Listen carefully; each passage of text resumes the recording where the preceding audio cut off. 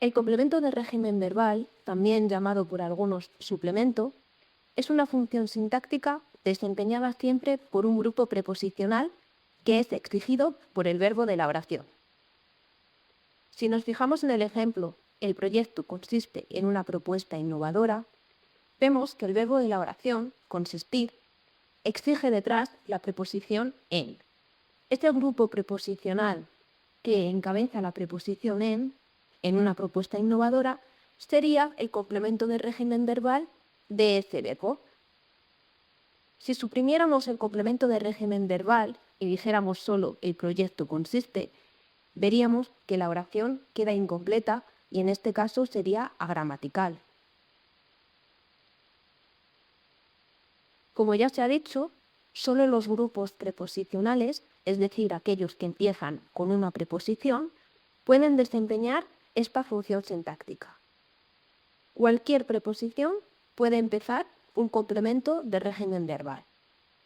Como vemos en los ejemplos, anoche soñé con un lugar misterioso. En este caso, el verbo soñar rige la preposición con. Por tanto, el complemento de régimen verbal sería con un lugar misterioso. En la siguiente oración, los niños juegan a bádminton. A bádminton sería el complemento de régimen verbal, que en este caso empezaría por la preposición a. Y en el último ejemplo, sus padres confían en él. Vemos que el complemento de régimen verbal, en él, empezaría por la preposición en, que exige el verbo confiar. También es importante que tengáis en cuenta que algunos verbos pueden llevar dos complementos de régimen verbal, como sucede en la oración que os propongo de ejemplo. Traduce el texto de español a inglés. Como veis, el verbo traducir exige dos complementos de régimen verbal.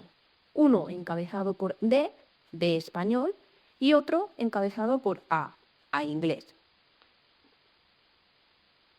Para reconocer un complemento de régimen verbal, es necesario que os aseguréis que la preposición es exigida por el verbo de la oración, como vemos en el ejemplo confío en vosotros. El verbo confiar exige la preposición en, confiar en eso, confiar en alguien, pues el grupo preposicional que encabeza esta preposición sería el complemento de régimen verbal.